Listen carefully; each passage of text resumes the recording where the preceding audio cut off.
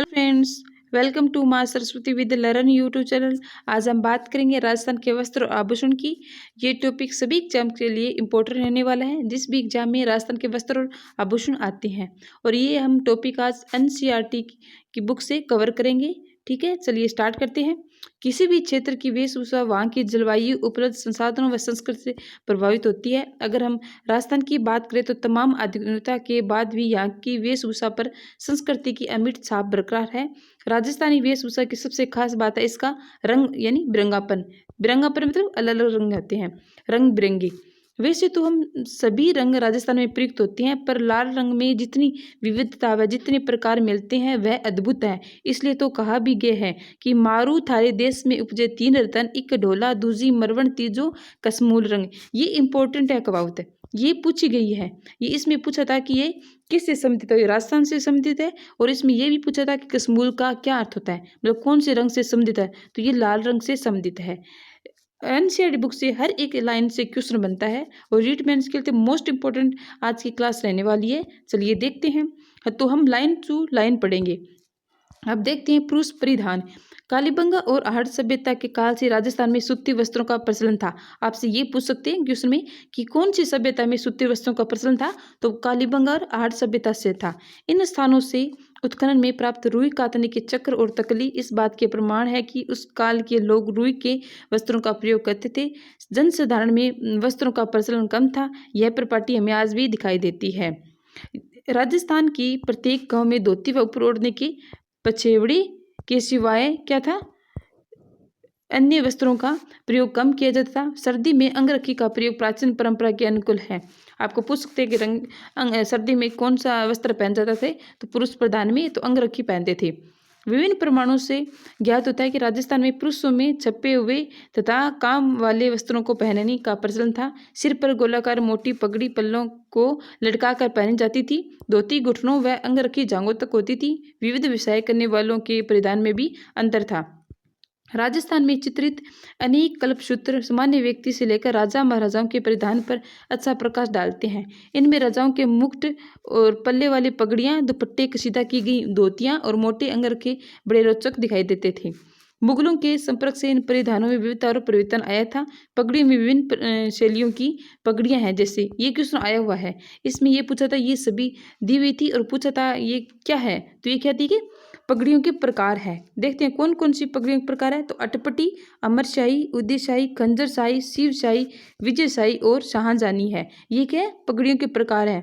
मुख्य है, विविध पेशे के लोगों में पगड़ी के पेच और आकार में अंतर था। सुनार आटे वाली पगड़ी तथा सुनार कौन सी पगड़ी पहनते, तो आंटे वाली। ठीक है। और बंजारे बंजारे कौन सी पहनते, मोटी पट्टेदार पगड़ी का प्रयोग करते थे। मौसम के अनुसार रंगीन पगड़ियां पहनने का रिवाज था। मोटड़ी की पगड़ी विवाह पर पहन जाती थी। ये भी इंपॉर्टेंट क्वेश्चन है, आया ये प्रश्न इंपॉर्टेंट है। इसमें आपको ऐसे क्वेश्चन आया था कि मोटड़ी की पगड़ी कब पहन जाती है, लहरिये की कब पहन जाती है। और अभी वीडियो के पेपर में अभी आया था कि साउंड तीज पर कौन सी पगड़ी पहन जाती है। ठीक है, तो ये क्वेश्चन इंपॉर्टेंट रहने वाले हैं। चलिए देखते हैं। तो मोटड़ी की पगड़ी है वो कब पहन जाती है, तो महोत्सव, विवाह महोत्सव पर पहन जाती है। लहरिया साउंड में, ठीक है, ये इंपॉर्टेंट है, लहरिया पूछा हुआ है। लहरिया साउंड में दशहरे पर मदिल की पगड़ी पहनी जाती है। फूल पत्ती की छपाई वाली पगड़ी, ठीक है, दशहरे पर मदिल तथा फूल पत्ती की छपाई वाली पगड़ी पहनी जाती है। और पगड़ी को चमकीला बनाने के लिए तूरे, पेच, क्या क्या क्या यूज होते हैं इसमें देखते हैं। तो पगड़ी को चमकीला बनाने के लिए तूरे, सरपेच, बालाबंदी, दुगदुगी, गोसपेच, पछेवड़ी, लटकन, फतेह पेच आदि का प्रयोग होता है। ये भी इंपॉर्टेंट है, ये भी क्वेश्चन आया हुआ है। आप देख सकते हो एक पेज से कितने क्वेश्चन आ रहे हैं। ठीक है, ये पूछा था कि क्या होते हैं, तो ये पगड़ी को चमकीला बनाने के लिए यूज होते हैं। ठीक है, कौन कौन से हैं दोबारा देखते हैं। तूरे होती हैं, सरपेच, बालाबंदी, दुगदुगी, गोसपेच, पछेवड़ी, लटकन, फतेह पेच आदि का प्रयोग होता है। उच्च वर्ग के लोग चीरा और फेंटा बांधते थे। क्या बांधते थे, चीरा और फेंटा बांधते थे। वस्त्रों में पगड़ी का महत्वपूर्ण स्थान था।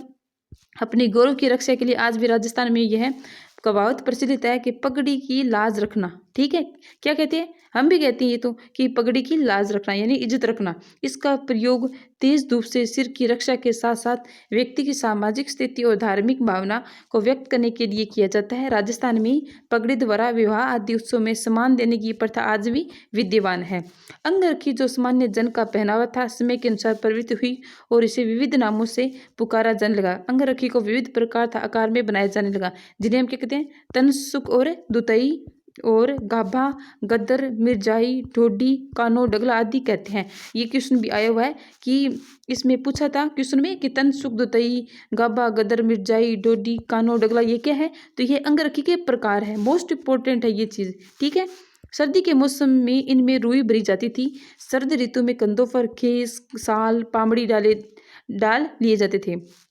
अब पुरुष वेशभूषा के मामले में लगभग संपूर्ण भारत ने पश्चिमी वेशभूषा को अपना लिया। पैंट, कमीज सर्वत्र स्वीकृत परिधान बन गया है। फिर भी राजस्थान का बंद गला जोधपुरी यानी जोधपुरी कोट अलग से अपना स्थान बनाए रखता है, ठीक है। तो जोधपुरी कोट बहुत अच्छा है, ठीक है। अब देखते हैं स्त्री परिधान। जिस प्रकार पुरुष परिधानों के अनेक प्रमाण उपलब्ध है, उसी प्रकार स्त्रियों के परिधानों के प्रमाण भी प्राप्त होते हैं। प्रारंभिक मध्यकाल में स्त्रियां एक विशेष प्रकार का अधोवस्त्र पहनती थी, जो अब राजस्थान में घाघरा नाम से प्रचलित है। पूर्व मध्यकाल तक स्त्रियों की वेशभूषा में अलंकरण, छपाई और कसीदे का काम भी प्रचलित हो गया था। राजस्थान की घुमक्कड़ जाति की और आदिवासी स्त्रियों की वेशभूषा में यह परंपरा आज भी देखी जा सकती है। प्रारंभ में जो अधोवस्त्र कमर में लपेटा जाता था, वही कालांतर में घाघरा और घेरदार कलियों का घाघरा बन गया है। इसका छोटा रूप क्या होता है, लहंगा होता है। घाघरे का छोटा रूप होता है लहंगा होता है। ऊपर पहने जाने वाले वस्त्रों में कुर्ती विशेष रूप से उल्लेखनीय है।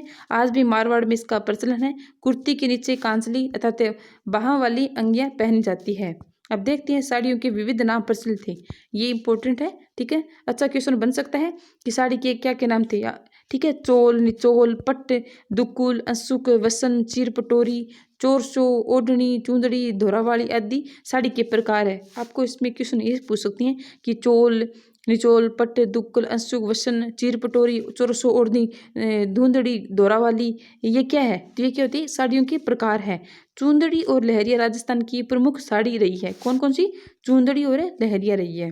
स्त्रियों के परिधानों के लिए कई प्रकार के कपड़े प्रचलित थे, जिन्हें जामादानी, किमखाब, टस्सर, छींट, मलमल, मखमल, पारचा, मसरू, चिक, इलायची, महमूदी, चिक, मीरे, बादला, नौरंगशाही, बहादुरशाही, फरूखशाही, छींट, बाफ्ता, मोमजामा, गंगाजली आदि नामों से जाना जाता है। अब देखते हैं राजस्थान के वस्त्र उद्योग की प्रमुख विशेषताएं देखते हैं। सवाई जयसिंह द्वारा स्थापित 36 कारखानों में से कुछ वस्त्रों से संबंधित थे। ये था सीवन खाना, रंग खाना, छापा खाना, जहाँ क्रम से कपड़े सिले, रंगे और छापे जाते थे। सामान्यतः रंगाई का काम कौन करते थे, रंगरेज कहते थे, जिसे हम नीलगर भी कहते हैं। रंगे जाने वाले वस्त्रों में पगड़ियाँ, साफी, ओढ़नी, घाघरे, अंगरखी प्रमुख है। रंगाई के प्रमुख प्रकार कौन से थे, पोमचा, लहरिया, चुनरी है। इनके अलावा रंगरेज, चौकड़ी, चौकड़ी का जाल, पतंगा आदि, धनक आदि भांति भी रंगते थे, धनक आदि रंगते थे। तो पोमचा का अर्थ है कमल फूल के अभिप्राय युक्त ओढ़नी होती है पोमचा। नवजात शिशु की माँ के लिए मातृ पक्ष की ओर से बेटे के जन्म पर पीला पोमचा और बेटी के जन्म पर गुलाबी पोमचा देने की परंपरा होती है, ठीक है।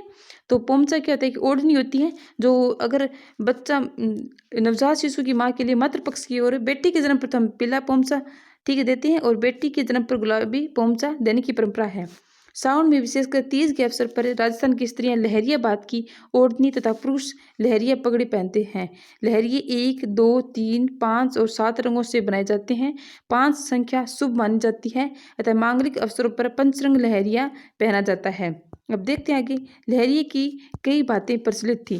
प्रतापशाही लहरिया का उल्लेख साहित्य में मिलता है। जयपुर के रंगरेज और नीलगर राजशाही लहरिया रंगते थे, जिसमें चमकदार गुलाबी रंग की आड़ी रेखाएं बनती थी। यदि आड़ी धारियां केवल एक ओर से हो तो वह लहरिया तथा दोनों ओर से एक दूसरे को काटती हुई आ रही हो, मोचड़ा कहलाता है, ठीक है। इसमें क्या है कि इसमें दिया है कि जिसमें चमकदार गुलाबी रंग की आड़ी रेखाएं बनती हैं, यह आड़ी धारियां केवल एक ओर से आती है, नहीं, उसे तो हम लहरिया कहते हैं। अगर एक दूसरे को काटती हुई लहरें आती है उसे हम मोचड़ा कहते हैं। समुद्र लहर का लहरिया जयपुर के रंगरेज रंगते थे। इसमें चौड़ी चौड़ी आड़ी धारियाँ बनती है। समुद्र लहर भी 2, 3, 5 और 7 रंगों से बनता है। आगे देखते हैं, बद्ध तकनीक में चुनरी के बंदेज सर्वाधिक लोकप्रिय है। कोई भी मांगलिक कार्य चुनरी के बिना अपूर्ण है। जो धारणा अर्थात जोधपुर की बनी चुनरी रंग बड़े चमकीले, टिकाऊ और बंदेज बारीकी होती है। सीकर शेखावटी के बंदेज की गिनती भी बारीक बंदेजों में होती है। चलिए आगे देखते हैं, पहले राजस्थान में मल्यगिरी, ठीक है, अर्थात भूरे रंग में रंगा हुआ वस्त्र वर्षों तक सुगंधित रहता था। सिटी प्लेस जयपुर में रखी हुई महाराजा सवाई राम सिंह द्वितीय की अंगरखियां अभी तक सुगंधित है। अमोवा का प्रयोग शिकारी करते थे। अमोवा का प्रयोग कौन करते थे? तो शिकारी करते थे, जो खाकी रंग से मिलता जुलता था। आज सफाई का काम संपूर्ण राजस्थान में होता है। पिपाड़, जोधपुर एवं पाली में बड़े एवं सशक्त अलंकरण छपते थे, जिनमें लाल, काले, नीले, हरे रंगों की प्रमुख प्रधानता रहती थी। बाड़मेर में अजरक पद्धति से छपे वस्त्रों के लिए प्रख्यात है। आपको पूछ सकते हैं अजरक प्रिंट कहाँ की है? तो बाड़मेर प्रसिद्ध है। और मलेरी प्रिंट भी कहाँ की है? तो ये भी बाड़मेर की प्रसिद्ध है। लाल और नीले रंग में छपने वाले अजरक की विशेषता है दोनों ओर की छपाई है। इसके अलंकरण ज्यामितीय होते हैं और तुर्की टाइलों से बहुत मिलते हैं। आड़ और भीलवाड़ा में मुख्य रूप से लाल और काले रंग में चुनरी की छपाई होती है। पर ओढ़नी को आकर्षक बनाने के लिए क्या करते हैं? ये तोता, मोर, ऐसे ही फूल पत्ती, पीले, गुलाबी, हरे रंग से बना देते हैं। अकोला में बड़े पैमाने पर छपाई के कारण यह कस्बा छिपो का अकोला कहलाता है।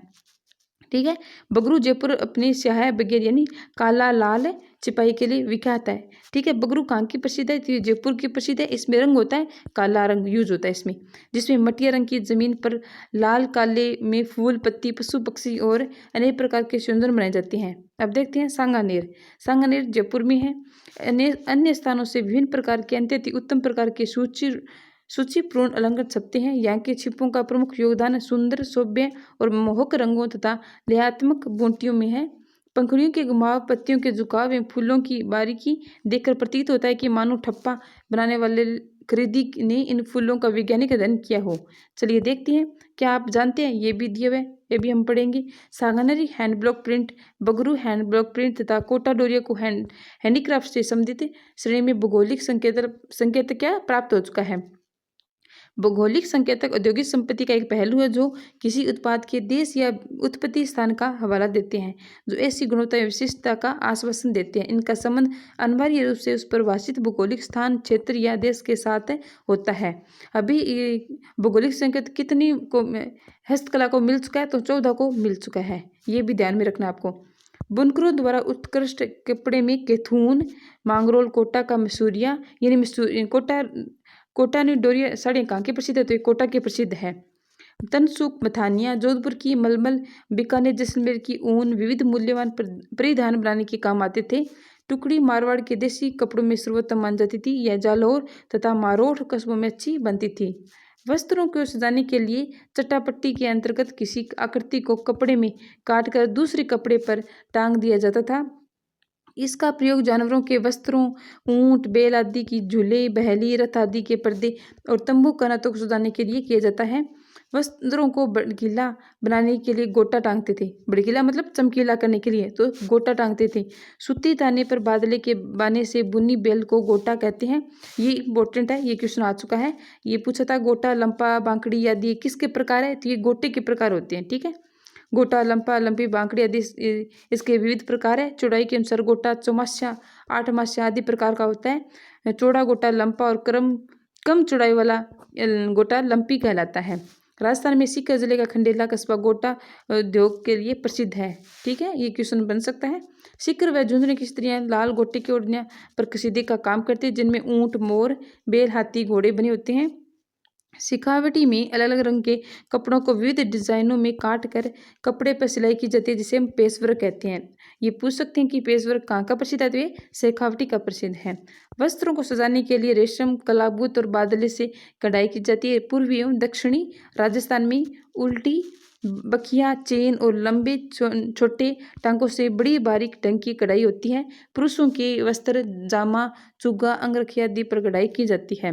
पश्चिमी उत्तरी राजस्थान में चमकीले रंग के रेशम से लाल काले रंग के कपड़े पर मोटे मोटे टांकों से भराव करके बीच बीच में शीशे के टुकड़ों का जुड़ाव होता है, जो वस्त्रों को भड़कीला बना देता है, यानी कि चमकीला बना देता है। जैसलमेर, बाड़मेर आदि क्षेत्रों में ऐसी कढ़ाई आज भी प्रचलित है। अब हम बात करेंगे आभूषण की। सुंदर दिखाई देना प्रत्येक मनुष्य की चाह है और राजस्थान के निवासी इसके अपवाद नहीं है। स्त्रियों में यह चाह कदापि पुरुषों की तुलना में थोड़ी अधिक होती है। राजस्थान में प्राचीन काल से आभूषणों के प्रयोग के प्रमाण मिलते हैं। कालीबंगा और आहड़ सभ्यता के काल में स्त्रियां मिट्टी और चमकदार पत्थरों के आभूषण धारण करती थी। कुछ शुभकालीन मिट्टी के खिलौने और फलकों से ज्ञात होता है कि स्त्रियां हाथों में चूड़ियां और कड़े, पैरों में खड़वे, गले में लटकन वाले हार पहनती थी। ये सोने, चांदी, मोती और रत्नों से निर्मित थे। निर्धन स्त्रियां कांसा, पित्तल, तांबा, कौड़ी, सीप और मूंगे के गहनों से खुद को सजाती थी। हाथी दांत से निर्मित आभूषण भी प्रयुक्त किए जाते हैं। मध्यकाल तक आभूषणों की बनावट में काफी परिवर्तन आई। तत्कालीन साहित्य और शिल्प में इसकी अनेक बानगियां देखी जा सकती है।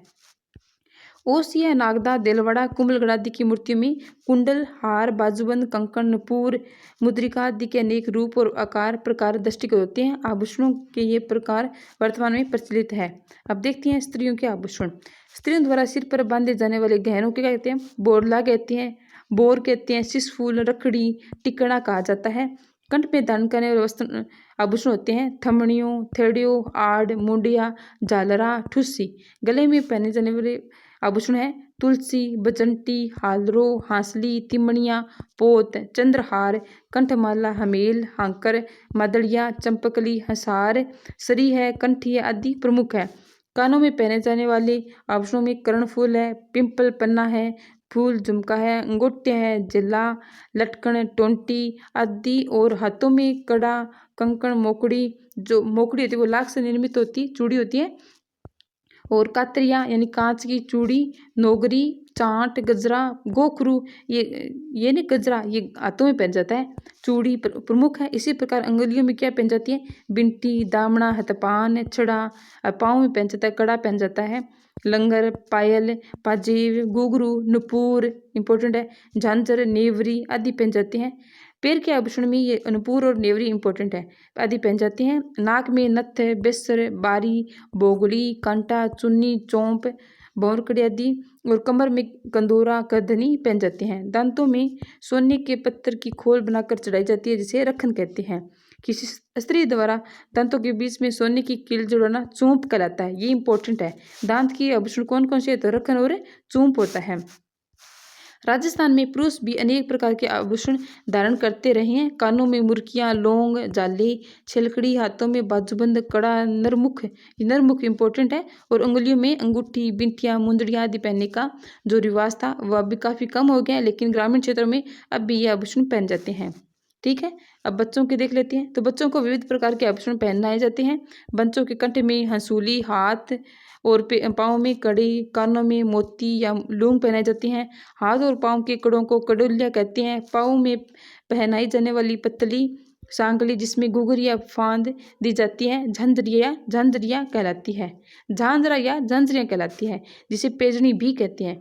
राती छिंतरी में सोने का खेरा, मूंग का आखा और रतन चनना बांधकर तैयार किया जाता है। राती छिंतरी में सोने के खेरा क्या होता है कि राती छिंतरी में सोने का खेरा, मूंग का आखा और रतन चनना बांधकर तैयार किया गया बच्चों के गले या कंठ का श्रृंगार है, जिसमें रत्यावड़ी यानी गांठ गुमड़े नहीं होते हैं, जिसे नजरिया कहता है। बच्चों का कान छिदवा करके सोने या जस्ते की कुड़क पहना दी जाती है। बाद में इन्हीं छिद्रों में मोती, लूंग, गुड़दा, मुर्की या बाली आदि आभूषण पहना दिए जाते हैं। ठोस सोने की कुड़क मुर्की कहलाती है। ये स्त्री के आभूषण है। चलिए देखते हैं। राजस्थान में आभूषण निर्माण की भी बहुत समृद्ध परंपरा रही है। राजस्थान की राजस्थानी जयपुर की स्थापना के समय इसके संस्थापक ने के मनोमस्तिष्क में आभूषण की कितनी महत्ता थी, इसकी भान इस बात से होता है कि इन्होंने जयपुर के प्रमुख बाजार का नाम क्या रखा था, जौहरी बाजार रखा था। यहाँ की सबसे प्रमुख चौपड़ का नाम माणक चौक रखा गया है। क्या रख गया, माणक चौक रखा है, क्योंकि माणक को रत्नों का सरताज माना जाता है। वर्तमान में जयपुर अपने आभूषणों और रत्न व्यवसाय के लिए विश्व प्रसिद्ध है। राजस्थान के कुछ नगर अपने विशिष्ट आभूषणों निर्माण शैली के लिए प्रसिद्ध है। नाथ द्वारा श्रीनाथ जी की नगरी है, जो अपने चांदी के आभूषणों यानी तारकसी धातु के बारीक तारों से निर्मित के लिए प्रसिद्ध है। इसी प्रकार प्रतापगढ़ की थेवा कला प्रसिद्ध है, जो कांच के बीच सोने का बारीक काम किया जाता है। पूरे देश में अपनी अलग पहचान रखता है। ओके फ्रेंड्स, लाइक करें, सब्सक्राइब करें। Thank you so much. और कमेंट भी करें कि आगे भी ये सब मतलब ऐसे टॉपिक्स लानी है क्या एनसीईआरटी से। Okay, thank you so much.